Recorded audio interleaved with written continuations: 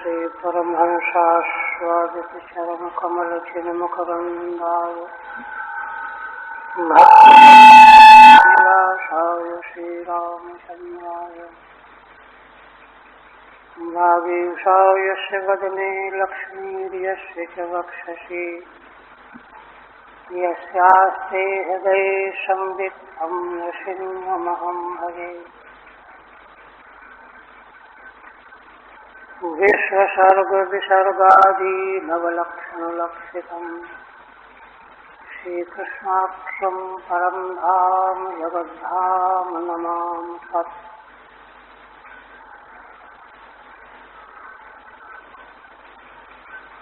परम आदरणीय यति वृंद, भक्त वृंद एवं श्रोत्र वृंद,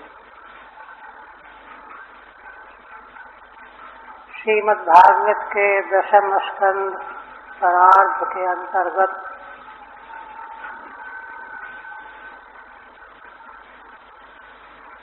वैदिक श्रुतियों के द्वारा भगवान की स्तुति की जा रही है।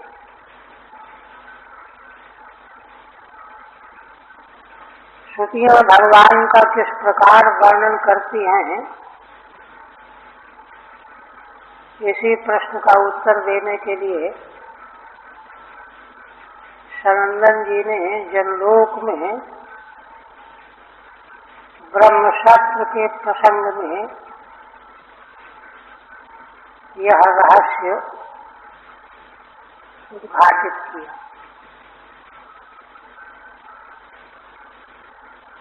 प्रलय के अंत में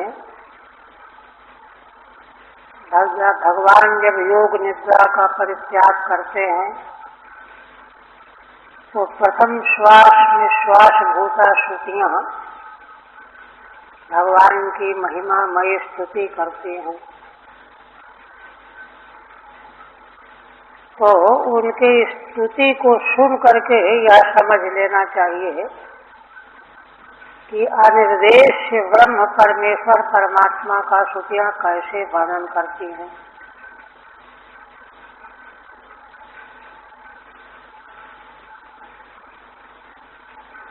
देखिए, सारा का सारा वेद भगवान की स्तुति ही है।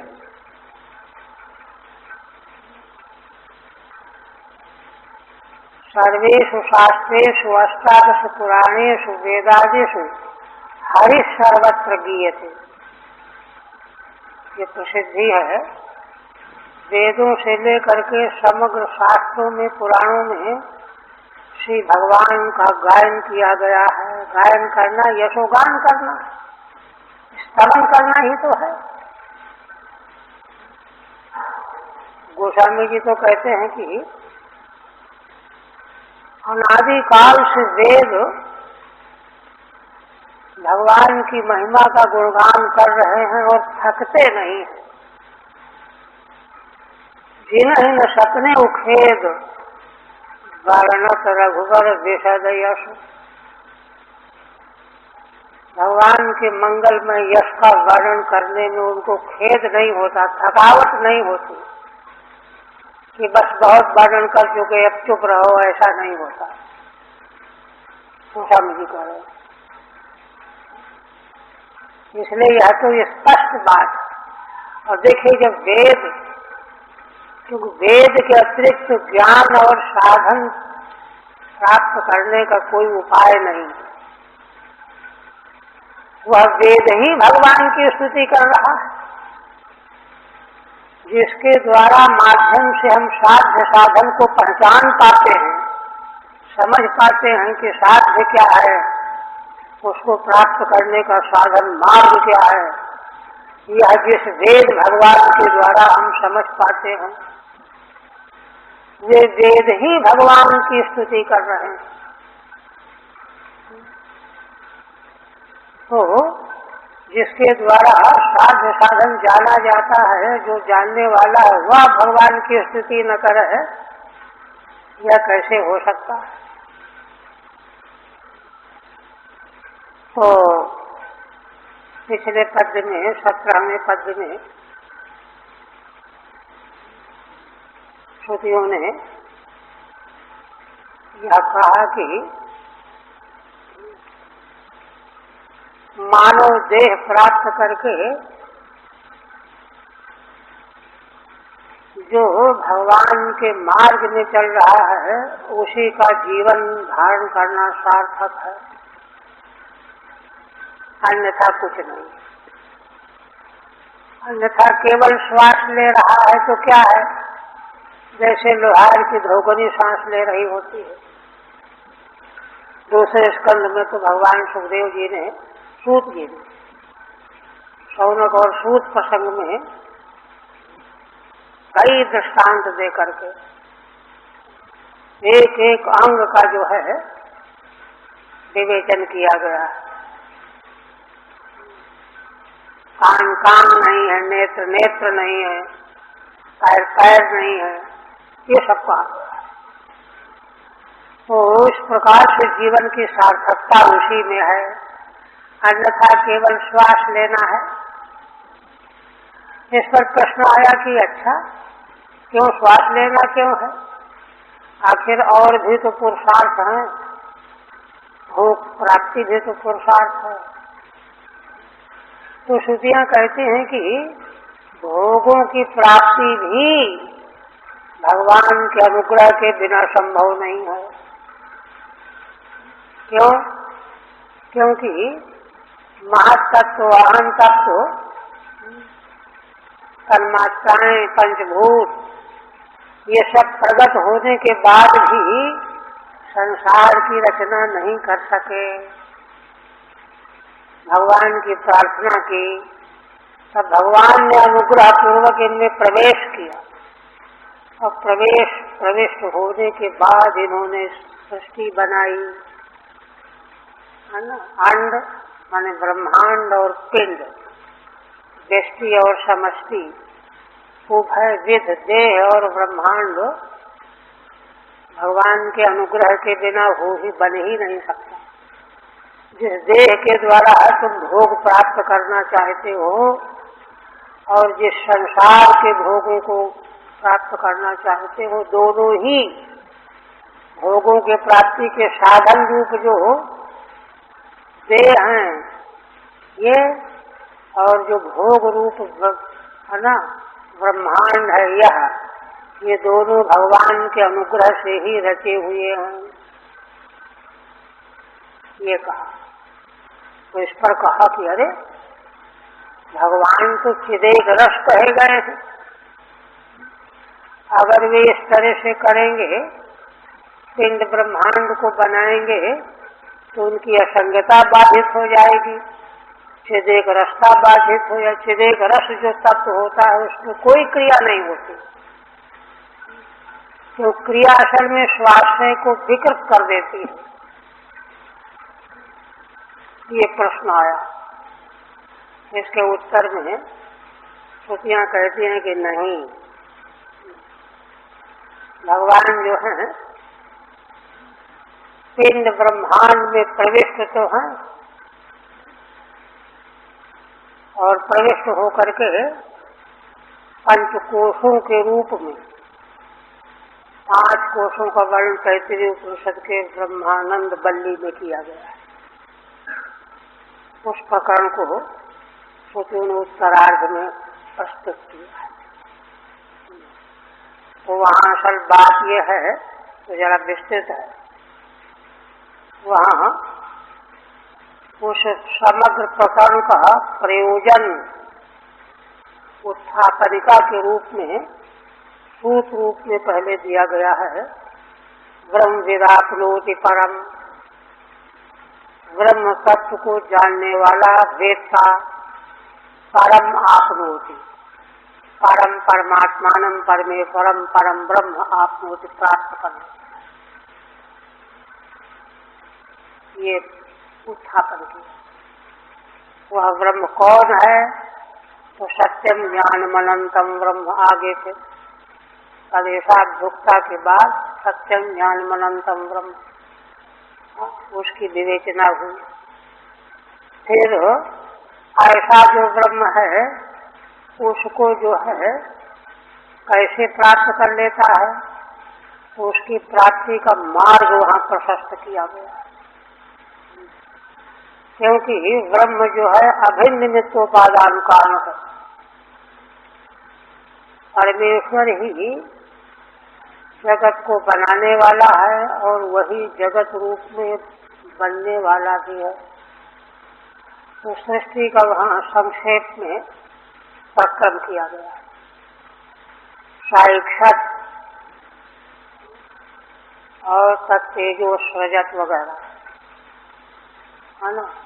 आकाश की उत्पत्ति हुई, आकाश से वायु, अग्नि, जल, पृथ्वी, पृथ्वी से औषधियाँ, वृक्ष आदि, औषधियों से अन्न, अन्न से वीर्य बल, उसी से पुरुष। ये प्रसंग यहाँ तक कहा गया। इसका अभिप्राय यह है कि उस परमेश्वर के द्वारा जो जगत ब्रह्मांड की रचना हुई, तो उसमें वह जिस क्रम से पुरुष रूप को प्राप्त हुआ,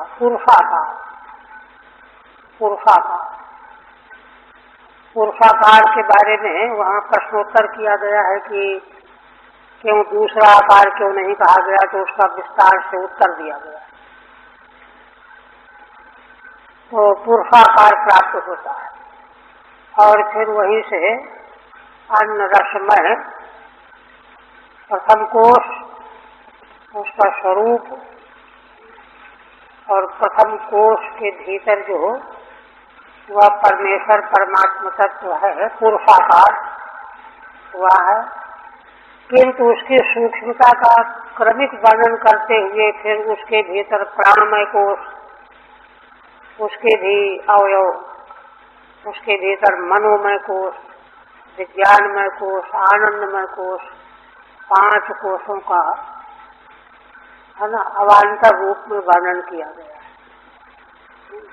तो यह सब कथन का तात्पर्य यहाँ क्या है? यहाँ यह है कि वह परमेश्वर परमात्मा, है ना, पुरुषाकार में ही स्वयं प्रकट हुआ, प्रकाशित हुआ। वो कहते हैं कि ऐसा करने से तो फिर उसकी असंगता बाधित हो जाएगी।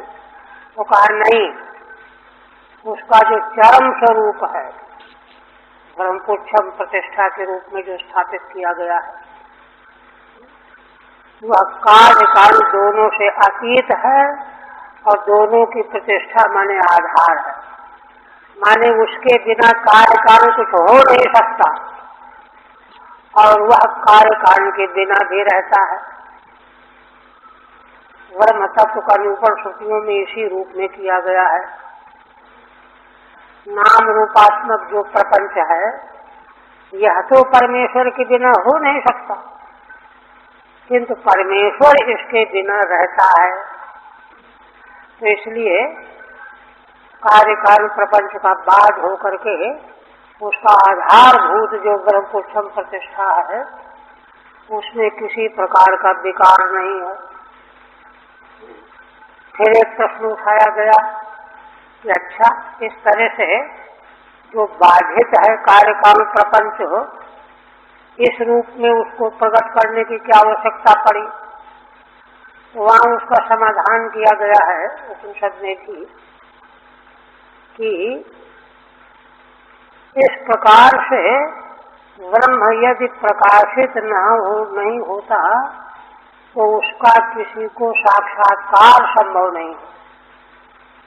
साक्षात्कार प्राप्त हो सके इसके लिए वह ब्रह्म जो है पंचकोशों के आधार रूप में प्रकाशित हुआ है, प्रकट हुआ है, अपने को व्यक्त किया है, स्वयं व्यक्त हुआ है। उसके व्यक्त होने का प्रयोजन उद्देश्य यही है कि जीव परमेश्वर को प्राप्त कर सके, क्योंकि परमेश्वर को जानना ही प्राप्त करना है।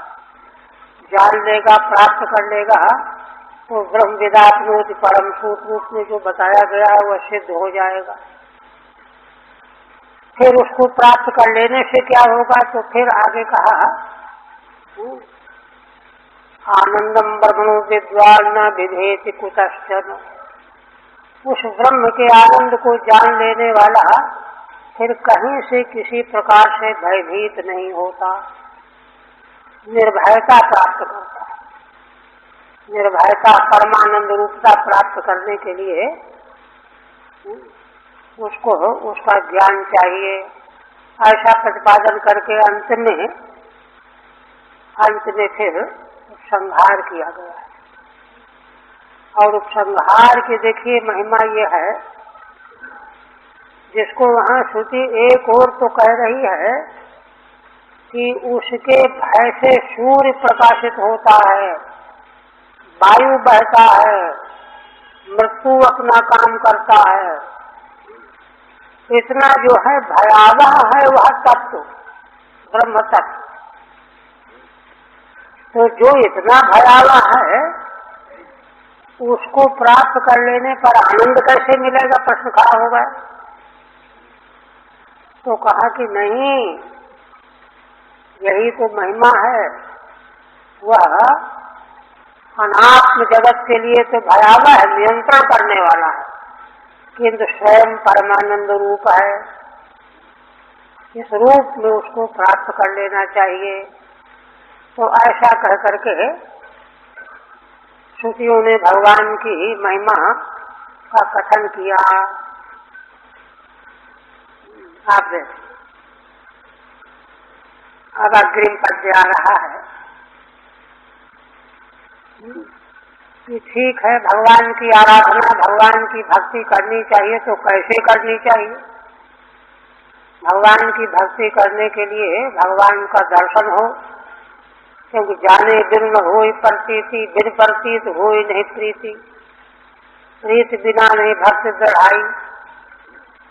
तो पहले भजनीय परमेश्वर परमात्मा का हमको दर्शन तो हो, तो उसके लिए भी वेद जो है उपाय बताता है, उपासना। उपासना के द्वारा देखिए, कर्मकांड के द्वारा मन रूपी कलमश की निवृत्ति, माने चित्त की शुद्धि, और फिर उपासना के द्वारा चित्त की एकाग्रता। वासना बाधित चित्त अनादिकाल से संसार के विषयों में घुला बुला चित्त जो है एक जगह एकत्र रूप में लग नहीं पाता। इसलिए उसकी उपासनाओं का विधान उपनिषदों में सगुण और निर्गुण रूप में किया गया है। उपासनाओं के द्वारा चित्त एकाग्र हो जाता है, भगवान का अनुभव प्राप्त हो जाता है। अंतःकरण में, हृदय में अनुभव प्राप्त होने पर फिर भगवत प्रीति रति भक्ति जो है उत्तरोत्तर बढ़ती चली जाती है।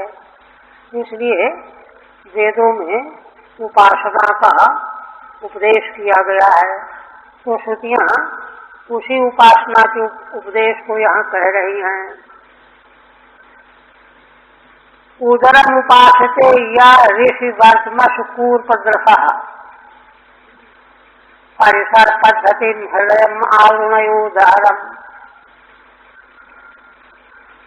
श्रुतियाँ कहती हैं कि हे भगवान, वैदिक परंपरा के ऋषि कूर्पद्रसा, शार्कराक्ष नाम के ऋषि हैं, टीका में स्पष्ट हो रहा है, स्थूल दृष्टि वाले हैं, है ना। कूर्प दृष्टि, कूर्प दृष्टा माने कूर्प दृष्टि माने स्थूल दृष्टि वाले हैं। मोटी वस्तु को देख सकते हैं, सूक्ष्म वस्तु को नहीं देख सकते। अभी प्रथम सोपान वाले साधक हैं, तो वे ऋषियों के, ऋषि माने वैदिक ऋषियों के, वेद मंत्र के वैदिक ऋषियों के मार्ग में रहने वाले जो कूर्प दृष्टा हैं, माने स्थूल दर्शन करने वाले हैं, वे भगवान की आराधना उपासना उदर में करते हैं। उदर में, तो उदर उपलक्षित है ना, जो है मूलाधार में, मूलाधार में करते हैं। है ना, क्योंकि वे स्थूल दृष्टि वाले होते हैं। पूर्व दशा की दूसरी व्याख्या श्रीधर स्वामी करेंगे। और दूसरे है आरुणय हृदयम दहरम उपासते क्रिया का अन्य हो जाएगा, है ना। जो अरुण नाम के जो ऋषि हैं, ऋषि परंपरा के पूर्व दशा से अलग हैं, ये सूक्ष्म दृष्टि वाले हैं। माने जन्म जन्मांतर से ये उपासना के मार्ग में चल रहे हैं, तो सूक्ष्म दृष्टि प्राप्त हो गई। तो ये भगवान की आराधना कहाँ करते हैं? हृदय में। हृदय माने हृदय के भीतर जो धाराकाश, हृदय में धाराकाश के रूप में सूक्ष्म भगवत तत्व की आराधना उपासना करते हैं। ये दो हो गए क्रमशः। तत् उद्गाद अनंत तव धाम शिरा। श्रुतियां कहती हैं कि हे अनंत संबोधन है भगवान के लिए, हे भगवान। इसके बाद ये क्रमशः उपासना करने वाले दोनों मार्ग वाले ऋषि, पूर्व दशा और आरुणी वंश वाले ऋषि, जो उदर में उपासना करने वाले अथवा हृदयाकाश में उपासना करने वाले, ये क्रमशः धीरे धीरे सिद्ध होते हुए फिर कहाँ पहुँचते हैं? आपके धाम को ले जाने वाली जो शिरोभाग से जाने वाली नाड़ी है, शिरस्थान ऊपर, वहाँ पहुँच जाते हैं। तत् उद्गाद अनंत तव धाम शिरा, है ना। शिरा स्थान में ही भगवान के धाम की ओर जाने वाला मार्ग है। पुनरिहि यत् समेत न पतन्ति कृतांत मुखे। और इस प्रकार से क्रमशः स्थूल की उपासना, सूक्ष्म की उपासना, फिर अत्यंत सूक्ष्म की उपासना सुषुम्ना जी के क्रम से, है ना, मूर्धा में भगवत धाम की उपासना करके वे आपको प्राप्त कर लेते हैं। और जब आपको प्राप्त कर लेते हैं तो उनका पुनः संसार में आगमन नहीं होता। पुनः कृतांत मुखे, यमराज के मुख में, मौत के मुख में फिर वे नहीं आते हैं। और जब तक भगवान के धाम को नहीं प्राप्त कर लेते तब तक उनको बार बार संसार में आना पड़ता है। ये मार्ग बताया श्रुतियों ने। अब टीका में एवं पावत सर्वात्मके परमेश्वरे सर्वश्रुति समन्वयन सद्भजनीयत्व मुक्त्वा। अब तक 4 पद्यों के द्वारा क्या बात कही गई है कि भगवान सर्वात्मा हैं, परम परमेश्वर हैं, परम ब्रह्म हैं। सारी श्रुतियां उन्हीं भगवान की स्वरूप का निरूपण कर रही हैं। ऐसा कह करके इसीलिए सारे सदपुरुष, सारे विश्व ब्रह्मांड के उन्हीं भगवान के भजन में डूबे रहते हैं। सदभजनी है ना, सदभी सदपुरुष ही भजनी है भगवान, ऐसा कह करके। और जो लोग ऐसे भगवान के भजन से विमुख हैं, माने भक्ति नहीं करते हैं, अभक्त हैं, तो उनकी निंदा भी की श्रुतियों ने। उनको उनकी निंदा की। निंदा इसलिए की कि इनको लज्जा आएगी तो भक्त बन जाएंगे, भगवान की ओर चल पड़ेंगे। इसलिए श्रुतियों को कोई निंदा करने का कोई रस नहीं है। निंदा उन्होंने जीव के कल्याण के लिए की है। कई जगह श्रुतियां क्षुब्ध होकर के बोलती हैं, काकू से बोलती हैं, दो बात बोलती हैं। इसलिए यहाँ पर निंदा जो पीछे की गई है कि उनका सांस लेना जो है लोहार की धोकनी जैसा है, क्या फायदा है, ऐसे हैं वो जी रहे हैं, क्या फायदा जीने से। इस तरह से निंदा की गई जो, तो उनको लज्जित करके भगवान के मार्ग में लाने के लिए। अभक्त निंदया जो तदेव दृढ़ीकृत्यो। तो जो भक्त हैं ही उनके मन में बात और भी दृढ़ हो गई, और जो भगवत विमुख हैं उनको अगर बात लग जाएगी तो भगवान की ओर आ जाएंगे। दृढ़ीकृत इदानीम अनवगाहि महिमनि। इस समय अब श्रुतियां जो हैं भगवान की महिमा का अवगाहन तो कोई कर नहीं सकता। शेष ब्रह्मा शिवादि वर्णन करते करते पूरा नहीं वर्णन कर पाए तो साधक जीव भला क्या कर सकता है। ऐसे भगवान में प्रथमम तावत उपाध्यालंबनम उपासनम। उपाधि का आलम्बन लेकर के श्रुतियां उपासना का विधान करती हैं। चित्त की एकाग्रता होगी, उपासना के का विधान इसलिए कर रही हैं।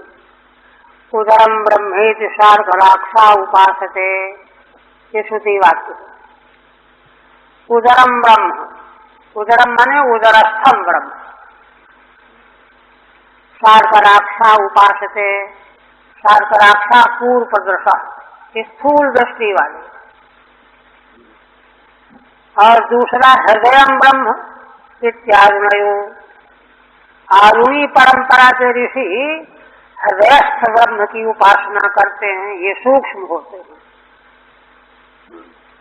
ब्रह्मा हैवैता इत ऊर्ध्वम।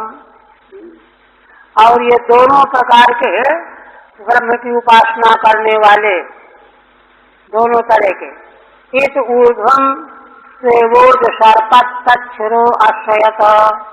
आगे जब बढ़ जाते हैं तो वे मूर्धा में भगवत धाम का चिंतन करते हैं, मूर्धा में, है ना। तच्छिरो आश्रयत, शिरोभाग में भगवान की उपासना का आश्रय लेते हैं। इत्याद्या तीन तरह की श्रुतियों का उल्लेख किया गया। श्रुतयो वेदगति इत्याह, तीनों प्रकार की उपासना का विधान श्रुतियां कर रही हैं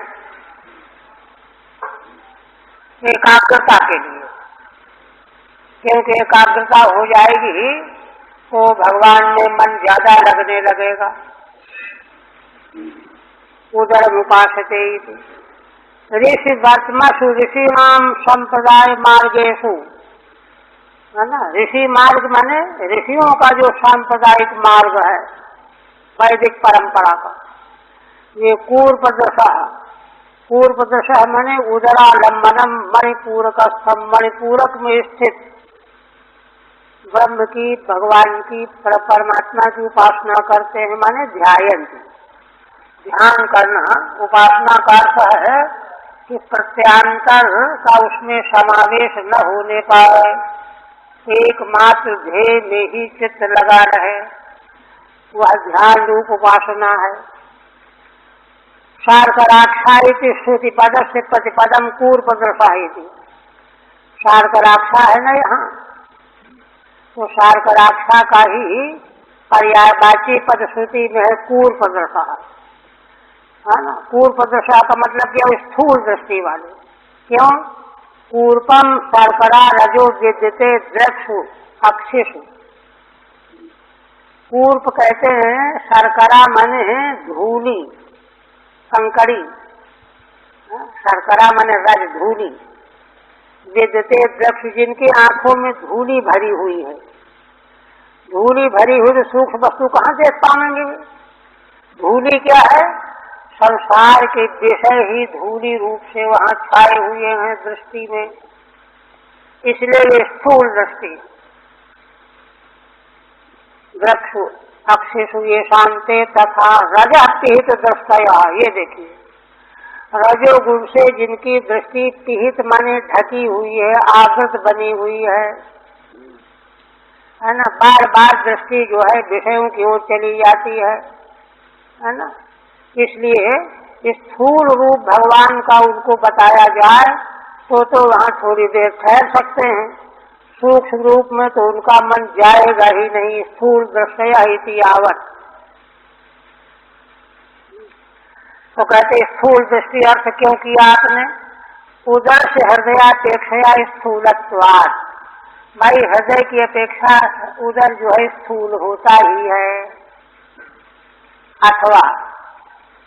अथवा करके दूसरी व्याख्या करते हैं, कूर्पम माने सूक्ष्मम, कूर्प दृशा का स्थूल अर्थ किया, अब कूर्पम सूक्ष्मम, सूक्ष्म दृशा इत्यर्थ, सूक्ष्म दृष्टि वाले।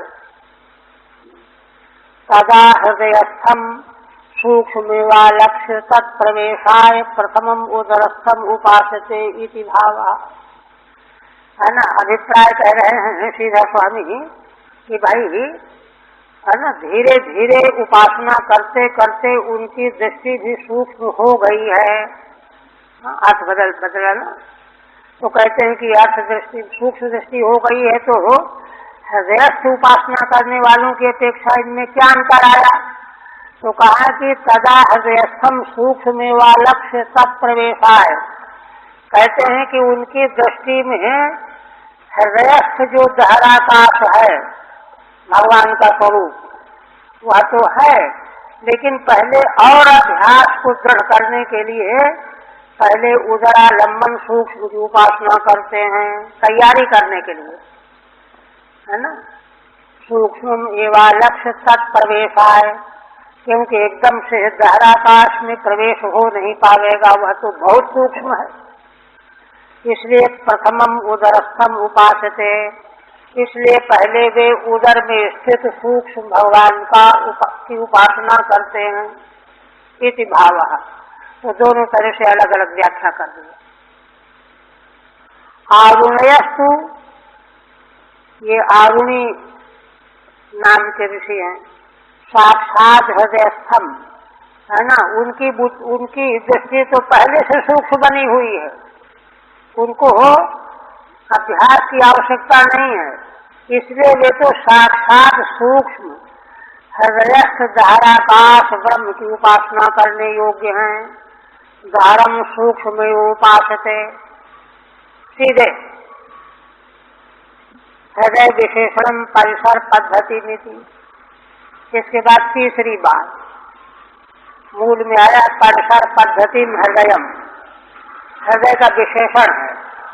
हृदय क्या है कि 101 नाड़ियों का केंद्र है, 101, आगे श्रुति बताएगी। तो हृदय विशेषण परिसर पद्धति नीति, ऐसा हृदय जो नाड़ियों का केंद्र है। परितः सरंति प्रसर्पंती परिसराः नाड्यः, है ना। हृदय से निकल करके चारों नाड़ियां गई हुई हैं, पूर्व पश्चिम उत्तर दक्षिण सभी ओर। नाड्यः तासाम पद्धति मार्गम, उनके मार्ग से चल करके वे आराधना करते हैं। मार्गम प्रसरण स्थान मित्यर्थः, मार्ग का अर्थ क्या होता है? जिससे निकल के चला जाता है। अब जंगल में कंटकाकीर्ण मार्ग में तो हर जगह से नहीं जा सकते, किंतु जिससे निकल के चला जा सकता है उसका यहाँ कथन कर रहे हैं। प्रसन्न स्थान माने चलने का मार्ग, विशेषण से फल माह। अब हृदय का विशेषण क्यों किया गया तो उसका फल बताते हैं। ततः उदगाद अनंत तव धाम शिरा, मूल में है। ततः माने हृदयात भो अनंत, अनंत शब्द संबोधन भगवान के लिए। श्रुतियां भगवान को संबोधित करके कहती हैं, हे अनंत, हे भगवान, उस हृदय से, है ना, वे उपासक भक्तजन तव धामोपलब्धि स्थानम, आपके धाम की जहाँ साक्षात उपलब्धि हो सकती है वह नाड़ी है सुषुम्ना। 101 में 101वीं है, वह सबसे अलग है। सुषुम्नाख्य नाड़ी है ना। उसी मार्ग से चलने पर भगवत धाम का प्रत्यक्ष होगा। परमम श्रेष्ठम ज्योतिर्मयम, भगवान का वह धाम परम श्रेष्ठ ज्योतिर्मय है, प्रकाशमय। वह कहाँ से कहाँ को गया है? तो हृदय से शिरोभाग की ओर गया है। शिरो मूर्धानम प्रत्युद्गात, मूर्धा की ओर गया हुआ है, हृदय से निकला हुआ। उदसर्पत, घूमता हुआ गया है। मूलाधारादारभ्य हृदय मध्याद ब्रह्मरंध्रम प्रत्युद्गतमित्यर्थ। मूलाधार से तो उसका आरंभ है, इसी को कुंडलिनी योग दर्शन में कहा गया। मूलाधार से आरंभ होकर के हृदय से होती हुई सुषुम्ना नाडी मूर्धा को गई हुई है। उस मूर्धा में पहुंचने पर साधक जो है भगवत धाम को प्राप्त कर लेता है। हृदय मध्याद ब्रह्मरंध्रम प्रत्युद्गतमित्यर्थ। कथम भूतम धाम, भगवान का वह धाम कैसा है? यत् समेत्य प्राप्य पुनरिह कृतांत मुखे संसारे न पतंती, जिसको पा करके फिर वह साधक उपासक हो इस संसार में काल के मुख में नहीं पड़ता है, फिर मरना नहीं पड़ता है उसको, ऐसे धाम को प्राप्त कर लेता है। तथा क्या श्रुति ही, यह सब कथन करने वाली श्रुति कौन सी है? तो उसका उल्लेख कर रहे हैं। शतम चैका च हृदय से नाड्य, 101 हृदय से जुड़ी हुई नाड़ियां हैं। तासाम मूर्धानम अभिनिश्रितैका, उनमें से 101वीं मूर्धा की ओर निकलती हुई गई हुई है। कयोर्धमायन्नम तत्वमेति, जब उपासक उसी सुषुम्ना नाडी को मार्ग रूप में प्राप्त करके ऊपर की ओर निकल जाता है, मूर्धा में पहुंच जाता है, तब वह भगवत धाम को प्राप्त करके अमृतत्व प्राप्त कर लेता है। विश्वंगन्या उत्क्रमणे भवन्ति, श्रुति कहती है कि याद रखना, दूसरी नाड़ियों से अगर चल पड़ोगे तो और जगह पहुंच जाओगे। पूरब पश्चिम उत्तर दक्षिण नीचे ऊपर बहुत जगह की ओर गई हुई है ना सैकड़ों नाड़ियां। विश्वंगन्या माने और दिशाओं की ओर जाने वाली हैं। उत्क्रमणे भवन्ति, वे अन्य दिशाओं में उत्क्रमण करके जाने के लिए होती हैं। इस तरह से श्रुतियों ने भगवान की उपासना आराधना का मार्ग प्रशस्त बता दिया। श्रीधर स्वामी इसी संबंधी में पद्य बना करके कहते हैं। उदरादिषु या पुंसाम चिंतितो मुनिवर्त्मभि, हन्ति मृत्यु भयम देवो हृदगतम तमुपास्महे। श्रीधर स्वामी जी कहते हैं कि जो भगवान पुरुषों के द्वारा, साधकों के द्वारा उदर में, हृदय में, मूर्धा में क्रमशः है ना, ये जो भिन्न भिन्न प्रकार के आरुणी नाम के ऋषि और कूर्पदश नाम के ऋषि, भिन्न भिन्न ऋषि भिन्न भिन्न मार्गों से चिंतन करके भगवान को प्राप्त करने वाले होते हैं। माने उन भिन्न भिन्न मार्गों से भगवान ही अंत में प्राप्त हो जाते हैं और प्राप्त होकर के हन्ति मृत्यु भयम देवा, वे भगवान जब प्राप्त हो जाएंगे तो मृत्यु का भय नष्ट कर देते।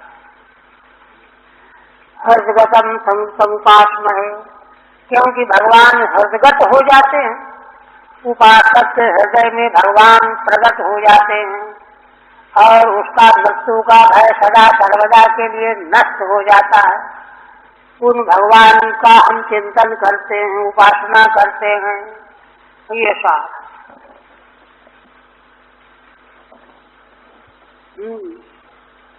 आप कहते हैं कि अच्छा, अब एक प्रश्न यहाँ खड़ा हो रहा है कि अरे भगवान की उपासना जो है मूलाधार में उदरस्थ, हृदयस्थ, मूर्धा में, तो इसका मतलब यह है कि भगवान भी वहीं रह रहे हैं जहाँ जीव रह रहा है। तो जीव और परमात्मा में बराबरी हो गई। तो फिर भगवान परमात्मा उपास्य कैसे हैं? जीव उपासक क्यों है जब दोनों एक ही जगह रह रहे हैं? और ये तो वेद जो है खूब कहता है, द्वासुपर्णा सौजा सखाया समानम वृक्षम परसस्व जाते, सही रूपी वृक्ष में दोनों रहते ही हैं। यहाँ तो उपासना की पद्धति में भी उनका स्थान बता दिया गया, उदरस्थ हृदयस्थ मूर्धास्थ। तो ये शंका हुई। इस शंका के उत्तर में आगे का वचन है ना, कहते हैं कि अब इसमें क्या भाव व्यक्त किया गया है। कहा कि देखो, असल में यह नासमझी, यहाँ यह प्रश्न जो उठ रहा है, प्रश्न तो अज्ञान से उठता है, ज्ञान से तो प्रश्न हो ही नहीं सकता, अज्ञान से उठता है। माने जीव को और भगवान को अलग मान करके प्रश्न कर रहा है कि वे भगवान जहाँ जीव रहता वहीं रहने वाले हैं, तो वे उपास्य कैसे हो गए? तो बराबर हो गए दोनों। तब श्रुति जो है महत्वपूर्ण श्रुति बोलने लगी। कहा देखो, समझो बात को। एको देवः सर्वभूतेषु गूढ़ः सर्वव्यापी सर्वभूतांतरात्मा कर्माध्यक्षः सर्वभूताधिवासः साक्षी चेता केवलो निर्गुणश्च। ये श्रुति शंका का निराकरण कर रही है। दो पद्यों में यह उत्तर दिया गया है, 19 और 20 दोनों में दोहरा कर, जिससे कि पूरी तरह से समाधान प्राप्त हो जाए, स्पष्ट समाधान प्राप्त हो जाए। तो इसलिए श्रुति कह रही है, स्वकद विचित्रयोनिषु विषण्यु हेतुतया तर्तमतश्चपास्य नलवत्सकृतानुकृति अथव्यतथा समूसव्यतथम तव धार समम विरज धियो अन्वयंच विपर्ण्यव एक रसम। श्रुतियां कहती हैं कि हे भगवान, बात असल में यहाँ है कि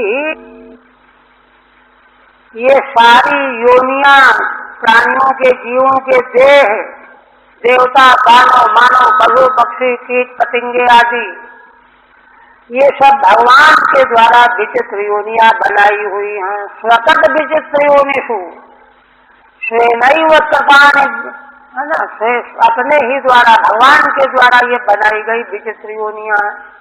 और चाहे स्वकत का अर्थ ले लो, जीव के अपने कर्म जिम्मेदार हैं।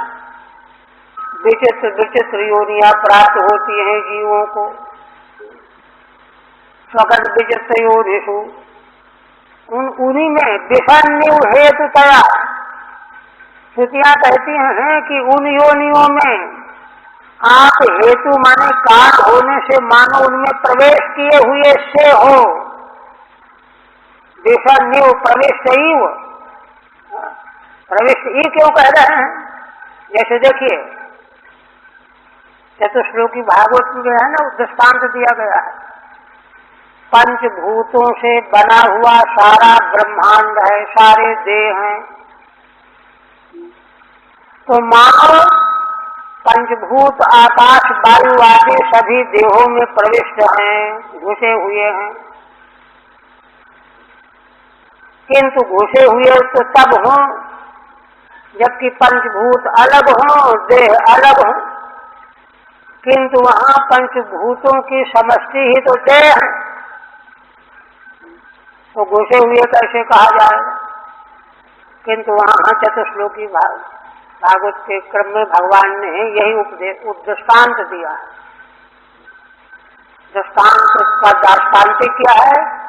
इसी प्रकार से जब मैं ही स्वरूपों में मौजूद हूँ, विद्यमान हूँ, तो जैसे पंचभूत देहों में प्रविष्ट कहने का क्या मतलब है? वो तो देह रूप है ही, तो इसलिए प्रविष्ट यूं कहना पड़ता है। वास्तविक प्रवेश नहीं कहा जा सकता। वास्तविक प्रवेश तो वो है जहाँ पहले कोई न हो फिर घुस जाए, ऐसा तो है ही नहीं। पांचों भूतों के अलावा प्राणियों के देह और हैं ही क्या, पंचभूत में ही सारे देह हैं, तो उसमें फिर पंचभूतों का प्रवेश कैसे कहा जा सकता है? इसलिए प्रवेश ही वो। इसी तरह से जब सब कुछ भगवान ही प्रकट हो रहे हैं सर्वरूपों में, तो भगवान उसमें प्रविष्ट कैसे कहे जाएंगे? इसलिए विषन्निव प्रविष्ट हुए से दृष्टांतिक को एक रूप में लगाना चाहिए। तो कहते विषन्निव क्यों कहते हेतु हैं। भगवान ही तो अभिन्न निमित्तोपादान कारण संसार के, है ना, चेतन रूप से निमित्त कारण और माया रूप से उपादान कारण। माया भगवान से पृथक तत्व है नहीं, इसलिए भगवान ही हेतु है, निमित्त भी हैं। अच्छा, प्रविष्ट होकर के प्रविष्ट हुए से, अच्छा देखिए अब क्या हुआ? तार चपासी, तार माने कुछ हल्का, कम माने बड़ा, कोई जो है ना 6 फुट का शरीर, कोई 10 फुट का शरीर, कोई 20 फुट का शरीर, ऐसे वजन में अंतर, सब कम है ना। तारतम चकाशी, आप प्रकाशित हो रहे हो। ये तारतम का मतलब क्या है? तो दृष्टांत दे रहे हैं श्रुतियां कि जैसे 5 किलो लकड़ी के ढेर में जो हो अग्नि डाल के जलाओगे तो उसकी ज्वाला उस परिमाण की निकलेगी। 20 किलो के ढेर में जलाओगे तो परिमाण उसका बढ़ जाएगा। ऐसे 100 किलो के ढेर में आग लगाओगे तो परिमाण और बढ़ जाएगा।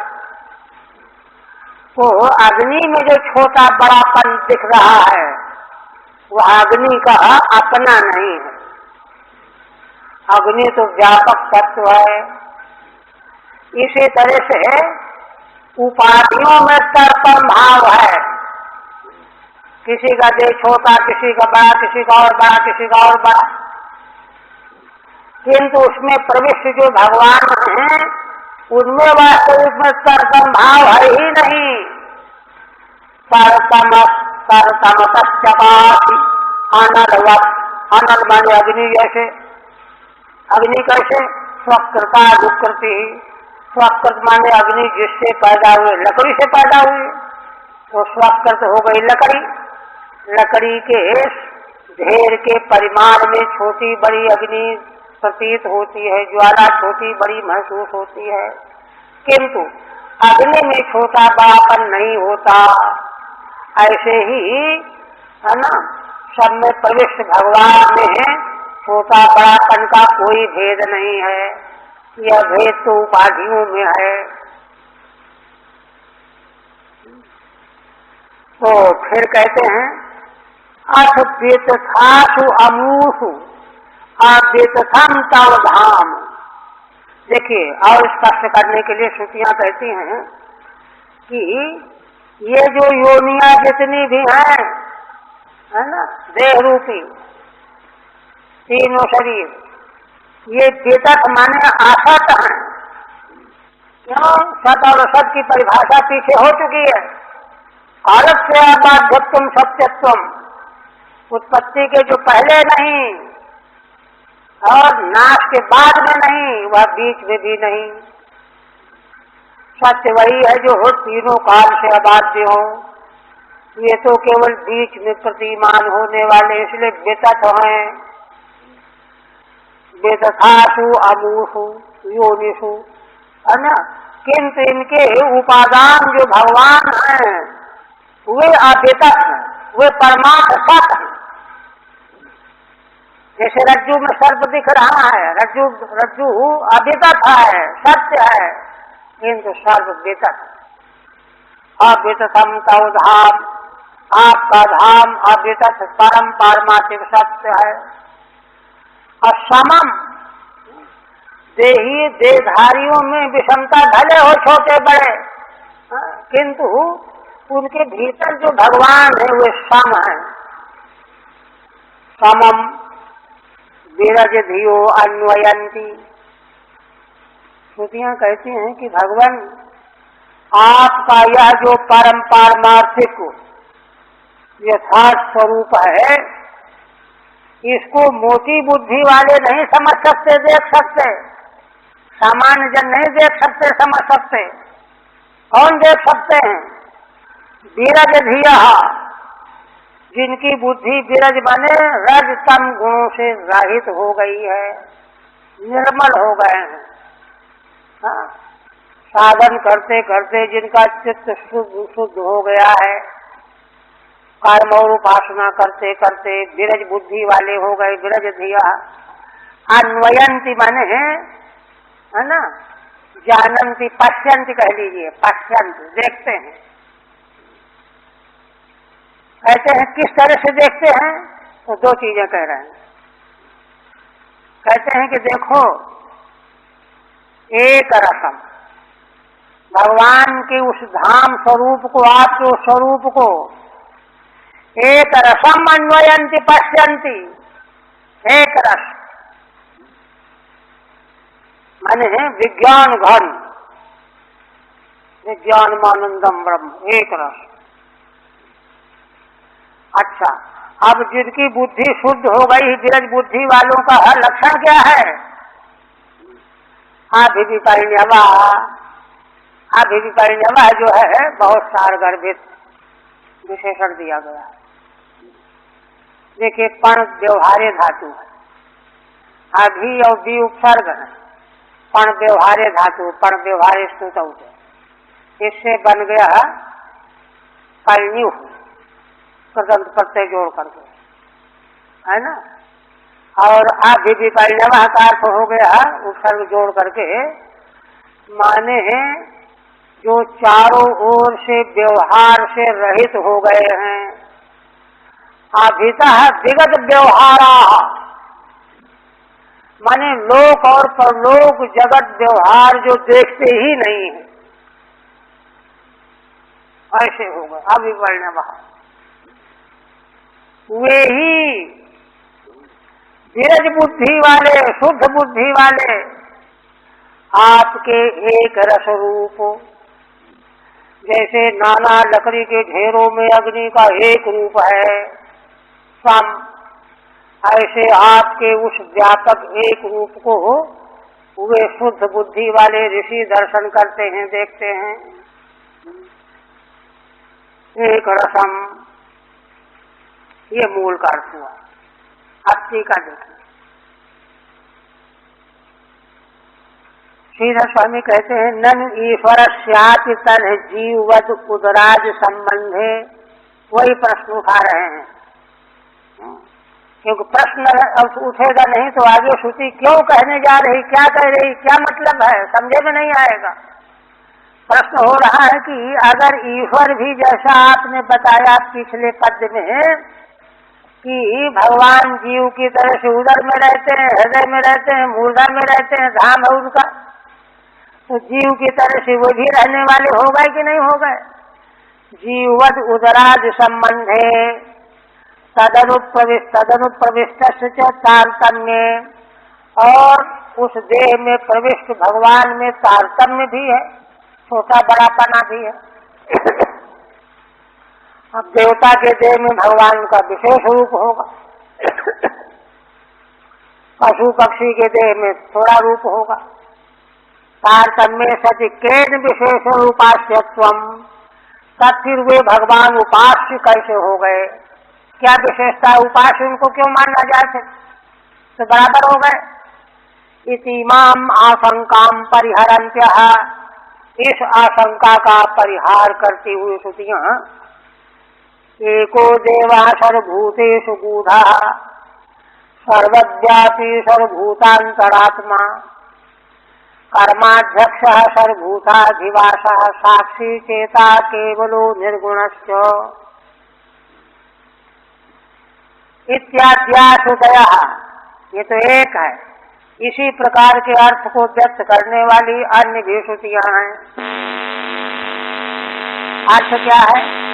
एक ही देव है ना, परमेश्वर परमात्मा ब्रह्म सभी जीव मात्र प्राणी मात्र में गूढ़ छिपा हुआ है और वही सर्वत्र व्यापक है। सभी प्राणी मात्र का अंतरात्मा है, सर्वभूतांतरात्मा है ना। माने जिस अपने स्वरूप को जीव जान रहा है उसके भीतर रहने वाला है वह जिसको जान रहा है वह तो परिच्छिन्न है, सर्वभूतांतरात्मा। और वही जो सर्वभूतांतरात्मा है कर्मों का अध्यक्ष है, और कर्मों का अध्यक्ष माने दृष्टा, सब फलाफल का निर्णय देने वाला, सर्वभूताधिवासा और सभी प्राणियों में निवास करने वाला है। तभी तो देख पावेगा। सर्वभूताधिवासा और निवास करने वाला होने से विकारी नहीं है वह तो साक्षी है। साक्षी चेता केवलो निर्गुणस्थ केवल है, अद्वितीय है और निर्गुण है, सात गुणों से सर्वथा शून्य है, रहित है। इत्याद्या सुदय सुवंती क्या ये स्तुतियां इस कोटि वाली स्तुतियां भगवान की स्तुति करने जा रही हैं। स्वगत विजय प्रयोग स्थिति है ना। देखिए अब पद्य की व्याख्या। स्वयं कृतासु उच्च नीच मध्यमासु योनिषु, स्वयं भगवान के द्वारा ही बनाई हुई ऊंची नीची मध्यम जो योनियां हैं देह हैं, क्यों बनाई है भगवान ने? अभिव्यक्ति के लिए, अपने को अभिव्यक्त करने के लिए। अभिव्यक्त स्थाने है ना, जितने जीव संसार में हैं भगवान सब में अभिव्यक्त हो रहे हैं, विकसित हो रहे हैं। कार्य तो देहादि, ये क्या है कार्य? देहादि स्थावर जंगम हेतु तयोपादान तया। यद्यपि भगवान हेतु उपादान होने से हेतु तया उपादान तया प्रागेव विद्यमानत्वेन, वही पंचभूत और देहों का दृष्टांत जैसा हमने बताया। पहले से भगवान उन रूपों में विद्यमान ही हैं। विद्यमानत्वेन मुख्य प्रवेशा संभवात, इसलिए मुख्य प्रवेश तो वहाँ माना जाएगा जहाँ पहले कोई न हो फिर घुस जाए। किंतु हेतु रूप से तो भगवान पहले से सभी देहों में है ही, तो मुख्य प्रवेश तो नहीं बनेगा। इसलिए मुख्य प्रवेशा संभवात विफलन्यू, विफलन्यू प्रवेश किए हुए थे, ऐसा कह रही हैं वर्तमान। और एक बात, कर्तमतो न्यूनाधिक भावेन चकास्ति, छोटा बड़ा देह के रूप में मक्खी मच्छर और बड़े छोटे बड़े पशु पक्षियों के रूप में भगवान आप प्रकाशित हो रहे हो, अवभाषित हो रहे हो, है ना। मध्यम पुरुष का प्रयोग है, वही स्तुतियां वहीं पर खड़ी होकर के भगवान की स्तुति कर रही हैं, जैसे बंदीजन महाराज की स्तुति करते हैं, है ना। स्वकृता योनि अनुकरोति स्वकृता अनुकृति अनलवत, जैसे अग्नि अपनी योनि लकड़ी के घेर से उत्पन्न होकर के उसी का अनुकरण करती है, अलग अलग रूप में प्रकट होती है। स्वकृता अनुकृति अनलवत, अपने ही द्वारा जलाई हुई घेर वाली, है ना, प्रकट होने वाली अग्नि की तरह भगवान का भी प्रकाशमानता सार्थम रूप में भासमान हो रही है। देखिए मैंने सारे विश्व ब्रह्मांड को भगवत रूप देखने की कितनी उच्च कोटि की युक्ति है यह। इस तरह से भगवान की व्याप्ति का दर्शन करना चाहिए। सब कुछ इस तरह अग्नि यथा स्वतः तारतम्यहीनों की, कहते हैं जैसे अग्नि में स्वयं तारतम्य नहीं है, तारतम्यहीनों की काष्ठानुसार तथा तथा प्रकाशते तद्वत्, वही 5 किलो का ढेर, 20 किलो का ढेर, 100 किलो का ढेर, अलग अलग ज्वाला बनेगी कि नहीं। अथातो चेतथासु मिथ्या भूतासु अमूसु योनिषु, अब फिर इतना सब कहने के बाद है ना, फिर श्रुतियाँ कहती हैं चेतथासु मिथ्या भूतासु अमूसु योनिषु, योनियाँ सब मिथ्या भूत हैं। क्यों? सत्य पदार्थ का लक्षण यही कल्प से अबाध्यत्वम सत्यत्वम, ये तो पहले नहीं थे, पीछे नहीं रहेंगे। बीच में जो कुछ दिखाई पड़ता है सब ही होता है, प्राकृतिक होता है, इसलिए मिथ्या भूतासु अमूसु योनिषु, है ना। किंतु अब ये मिथ्या भूत योनियां जहाँ प्रतीत हो रहे हैं, अधिष्ठान मिथ्या नहीं है। अधिष्ठान मिथ्या हो तो फिर प्रतीति हो कहाँ, तो फिर तो गड़बड़ हो जाए।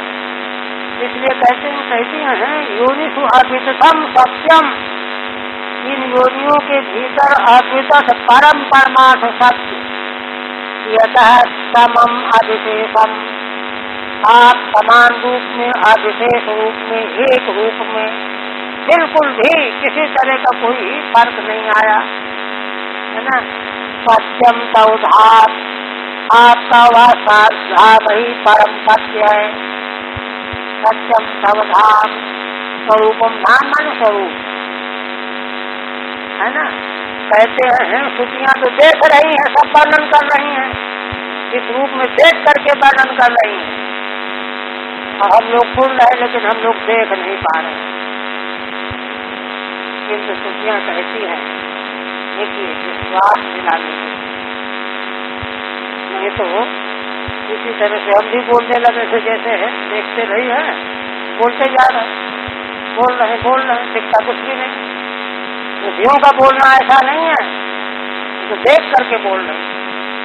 इसी प्रकार से भगवान व्यास, भगवान सुखदेव जी जो बोल रहे सब देख करके बोल रहे, इनका तो समाधि का दर्शन। किंतु कहते हैं कि अच्छे से उसको देखता कौन है। सौधाम स्वरूपम विरज धियो निर्मल मतया, जिनकी मति निर्मल हो गई, शुद्ध हो गई, वे भगवान का ऐसा स्वरूप का दर्शन करते हैं। अवयंती, अन्वयंती माने जानन, देखते हैं, दर्शन करते हैं, जानते हैं। यहाँ पर जो है एक परिच्छेद को अलग करके देते हैं, स्वामी कहते हैं नु इद पृथक पद, नु इद पृथक पदम। यहाँ मूल में जो है विरज धियो अन्वयन की है ना, तो यहाँ परिच्छेद में क्या किया, विरज धिया नु अलग हो गया, आयन की अलग हो, आयन की अलग हो, आय धातु भी है, आय बताऊ, नु अलग हो, तो नु इस पृथक पदम, है ना, पदम का अलग कर लिया है। तो नु का यहाँ क्या निपात है, नु वितर्क, वितर्क यहाँ वितर्क का मतलब ये है कि श्रुतियाँ वर्णन कर रही हैं, तो कोई यह न समझ बैठे कि भाई वर्णन तो इसी तरह किया जाता है, देखो चाहे न देखो बोलते जाओ। वितर्क अर्थ का निपात उच्चारण करके कह रहे हैं कि नहीं, शुद्ध मति वाले, विरज बुद्धि वाले इस रहस्य का अवलोकन करते हैं, जानते हैं इस बात को, और श्रुतियों से प्रत्यक्ष देख करके वर्णन कर ही रही। अत्र हेतु, तो कहते हैं कि वे क्यों जान जाते, हम क्यों नहीं जान पाते, हम क्यों नहीं देख पाते। ये हेतु है, हेतु भी है और कसौटी भी है। कसौटी का है कि कसौटी यह है कि अगर हमारी यह स्थिति हो जाए तो हमको भी वह दर्शन हो जाएगा। क्या है है ना, अभिविपर्ण्यवाहिनी, अभितो विगत व्यवहारा शब्दार्थ है। जो चारों ओर से व्यवहार जिनका विगत हो गया, चारों भीतर बाहर नहीं, केवल दिखाने के लिए नहीं, भीतर बाहर कहीं से व्यवहार का अस्तित्व है ही नहीं, यह नैष्कर्म अवस्था है। विगत व्यवहारा कहते हैं कि यह अर्थ कैसे कर दिया, तो पण व्यवहारे धातु है, इत्यस्य रूपम परिण्यु रीति, पण व्यवहारे धातु से प्रत्यय कृत करके परिण्यु बना लो, पहले बहुवचन में हो गया। आहिका मुष्मिक कर्म फल रहिता, हाँ, निष्कर्ष अर्थ क्या हुआ, जिनको ऐहिक आमुष्टिक फल के बारे में कोई ध्यान ही नहीं है, लोक परलोक का फल कैसा होता है, बढ़िया होता है इसलिए मिल जाए, ये कोई ध्यान ही नहीं है, विगत हो गया है, लोक परलोक का कोई ध्यान ही नहीं रह गया है। ऐसा अगर बन जाए तो भगवान का वह स्वरूप दिख जाएगा। अविशेषत्वा देवैकरसम, भगवान का यह स्वरूप कैसा होगा, अविशेषत्वात्, इसमें कोई विशेष नहीं रहेगा, निर्विशेष है, केवल मात्र सत्य स्वरूप है, वही है ना। वदन्ति तत्तत्व विदः तत्त्वं यज्ञानमद्वयम्, ऐसा है ना। अविशेषत्वा देवैकरसम सन्मात्रम, सन्मात्र, सन्मात्र सच्चित आनंद, अतस्तवोपाधिकृत तारतम्याभावात्, श्रुतियां उपसंहार कर रही हैं कि इसलिए हे भगवान, आप में उपाधिकृत तारतम्य कोई है ही नहीं।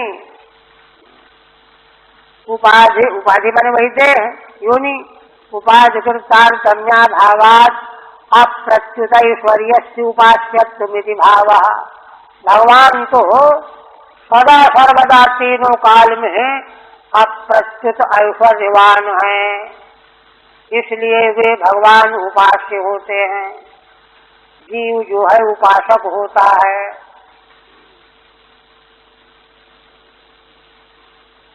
फिर अंत में जो है अपने बनाए हुए पद्य को प्रस्तुत कर रहा है सीधा सा।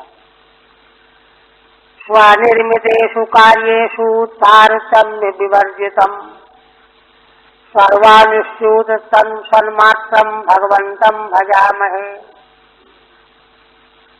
कहते हैं कि भगवान आपके द्वारा ही बनाए हुए सारे कार्य, किंतु आप में तारतम्य बिल्कुल भी नहीं है, तारतम्य विवर्जितम, छोटा बड़ा कुछ भी नहीं है, और है ना, और सम्य अनुस्यूत भी हो, भगवान सब में है, छोटे बड़े में है, चाहे 1 फुट का हो चाहे 100 फुट का हो, सब में अनुस्यूत है, कोई तारतम्य नहीं है।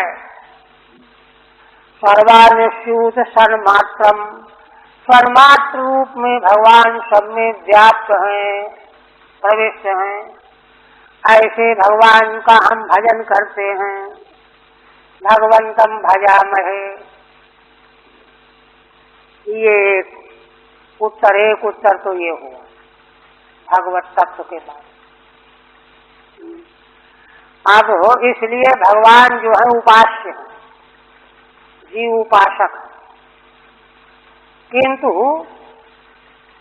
जीव उपासक तो है, किंतु उसकी उपासना की एक सीमा, वह उपासना करते करते अंत में भगवत स्वरूप हो जाए। अच्छा देखिए, भगवत स्वरूप हो जाएगा, उपासना करते करते भगवत स्वरूप हो जाएगा। तो देखो भगवत स्वरूप कैसे हो जाएगा, कोई भी वस्तु अगर जो है ना, अपने स्वरूप में स्थित रहने वाली है, वह स्वरूप उसका बदल नहीं सकता। क्यों? स्वरूप के धर्मों का नाश स्वरूप का ही नाश कहा जाए।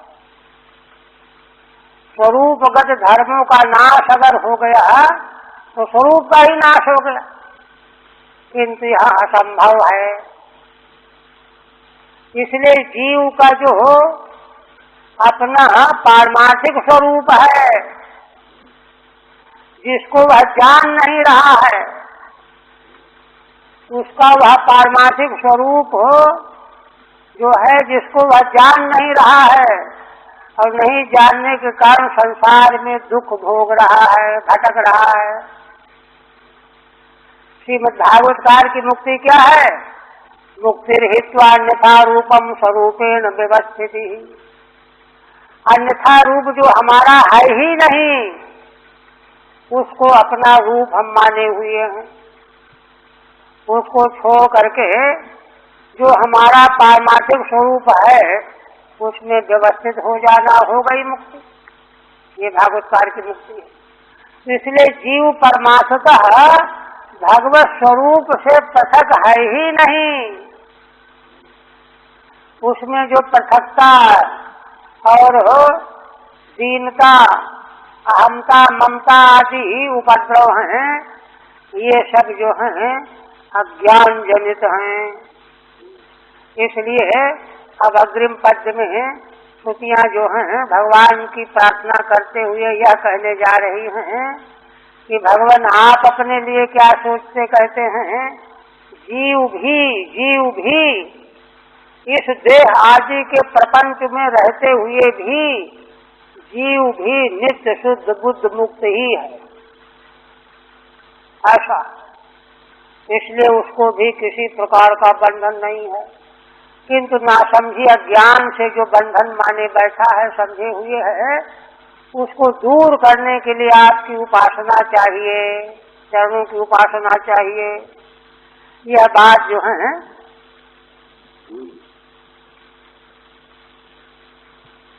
20वें पद में आई।